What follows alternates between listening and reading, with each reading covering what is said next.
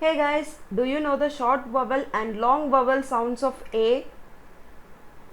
In these words like hat, fat, car, scar, rat, mad, can, A has its short vowel sound.